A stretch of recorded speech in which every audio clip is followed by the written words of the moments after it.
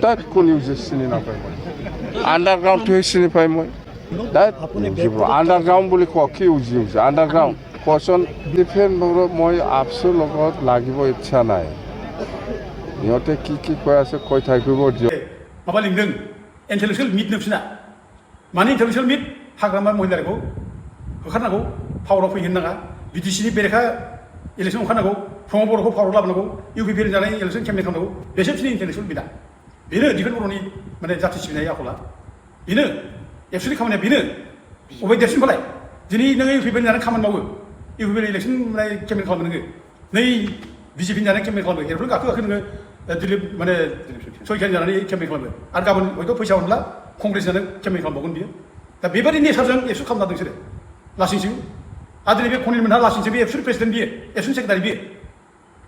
सासे मास्टार मानसिया एबसु होननानै लासिंसिंनो ओजों जाथिनि खुनु खोथा गैया जाथिनि जेबो मावा जाथिया मा लखर जादों बेनि खोथा गैया बा केम्पेइन बिहा दानिफ्राय बेबो केम्पेइन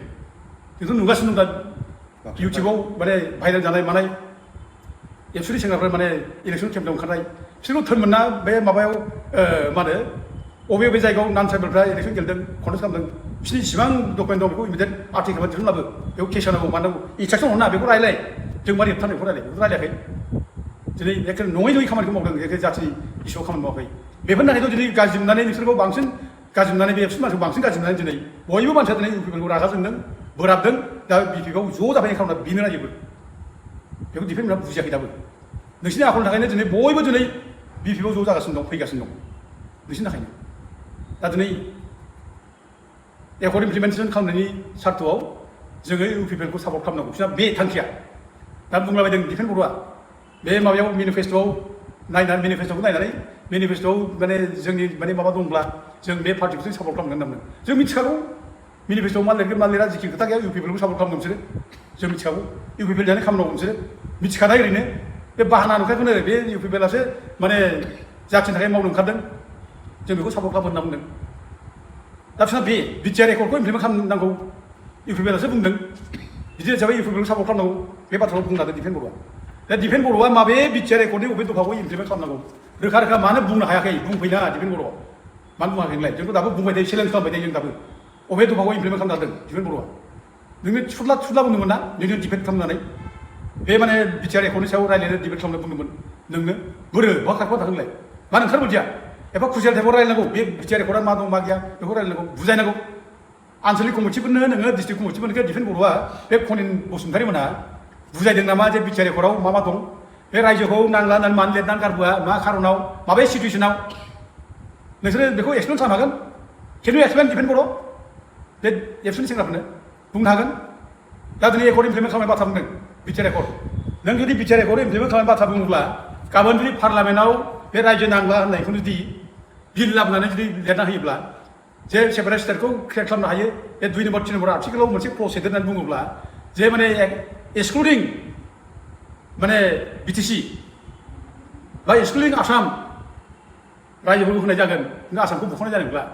बे जुदि गाबोन बे बिटिआर सुक्ति बादि लिरना होयोब्ला अब्ला बे एकर्डखौ इमप्लिमेन्ट खालामफिनसै जानाया बिदिनो लिरनांगौ जाहैबाय थारमाने पार्लामेन्टआव बिल लाबोनांगौ जे आसामखौ बुख'नाय जानायब्ला बेखौसो बुंनांगौ बेसो जाबाय दा बेखौ लानानै डिफेन्स बर'आ बुंबाय थायो जे माने बिटिआर एकर्ड इमप्लिमेन्ट खालामनांगौ बे गामि दानख'नायनि जानाखि माबा सुक्ति बे गामि दानख'नाय सुक्तिखौ इमप्लिमेन्ट खालामनांगौ मा जागोन बियो आरो बे बुंबाय थादों माने बे 60टा समस्ति बारायगोन बिटिआरआव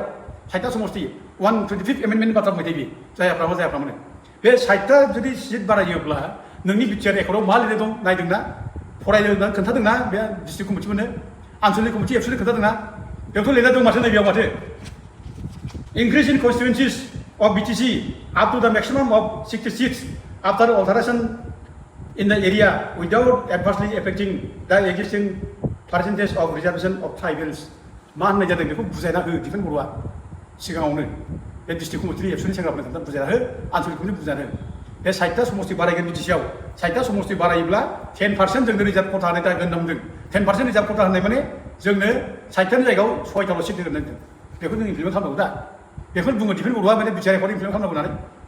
आरो नोंनि बे 4.6आव दंबायो नोंहा रोखा रोखा लिरदों बेयाव 4.6आव डिसिनो पावार हरनाय बे डिसिफोरनो पावार हरनाय जागोन दा जाबाय दिनै 16टा साबजेक्ट डिसिनो हरनांदों बे डिसिनो पावार हरनाय बेखौ लिरोब्लालाय नोङो बिटिसिआ मा खालामनांगौ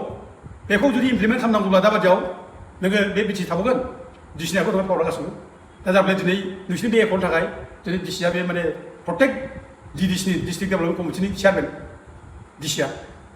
दा अब्ला मा थागोन बिटिसिआ थाबावगोन बिटिसिआ थानाय नङा दा गथे बे एकाउन्ट इमप्लिमेन्ट खालामनाय बाथ्रा बुंनाया एखेबारे भेग बे रायजो राजाफोरनिफ्राय बेखौ दिनै बुजायनांसिगौ बुजिनांसिगौ बयबो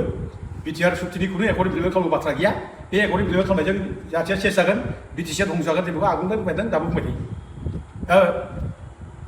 फैगौ जायनाखि बिसायख'थियाव जायनाखि नान ट्राइबेलफ्रा कन्टेस्ट खालामगोन बे कन्टेस्ट खालामनाय जायनाखि बिसायख'थि माने समस्तिफोर बे समस्तिफोरखौ इमिडियेट स्टप खालामनांगौ बेखौ केन्सेल खालामनांगौ होननानै जों अलरेडि पेपाराव लिरहरबाय मेयाबो ओंखारजोब्बाय गासैबो आरो जों मेम'रेन्डामाव लिरबाय जेसेबां नान ट्राइबेलफ्रा ट्राइबेल रिजार्भ समस्तियाव कन्टेस्ट खालामगोन बिसोरो माने गनायथि मोनबाय इलेक्सन गेलेनायनि बेफोर समस्तिखौ इमिडियेटलि माने स्टप खालामनांगौ बन्द खालामनांगौ आरो भइड इलिगेल होननानै डिक्लेयार खालामनांगौ ओमफ्राय फ्रेश इलेक्सन थाखाय माने फोसावनांगौ होननानै जोङो मेम'रेन्डामाव माने गाबोन हरसै आरो जों पेपारावबो ओंखारखाबाय पेपाराव मोजाङै होखांबाय दा जों बेखौ खालामनांगोन रायजोफोर दा मानियाब्लाबो जोंहा उफायथ' गैया मानियाबो जानो हागौ दा जों खिन्थु जोंनि डिमान्डआ थानांगोन जोंनि खुद्रिनाय जोंनि रिएक्सन बे थानांगोन गासिबो दल संगठना दिनै ओंखारनांगोन बयबो जों बयखौबो जों खावलायो बोराबलाय खुद्रिनाय माबा मोनसे दोनथ'जोबनानै दिनै ओंखारबोनांगोन बे क्रुसियेल टाइमाव जों आवगायबोनांगोन जे बयबो बुंनांगोन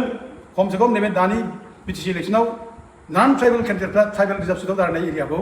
समस्तिफोरखौ माने केन्सेल खालामनांगौ बेयाव इलेक्सन खालामनो मोना ओमफ्राय फ्रेश इलेक्सन थाखाय घोषणा फिननांगौ ओमफ्राय अनलि बेयाव ट्राइबेल मानसियाल' ट्राइबेल रिजार्भ समस्तियाव गाराय मोनगोन बेखौ बुंनांगौ जों बेखौ बयबो आफादखौ खावलायो आरो रायजो राजाखौ खावलायो जों बयखौबो जाहाथे जोंखौ भुल बुजिया जोंखौ मदद होयो आरो जोंनि खामानियाव जाहाथे बयबो जोंखौ मदद होयो आं बेखौ रायजो राजाखौ बयखौ खावलायहरो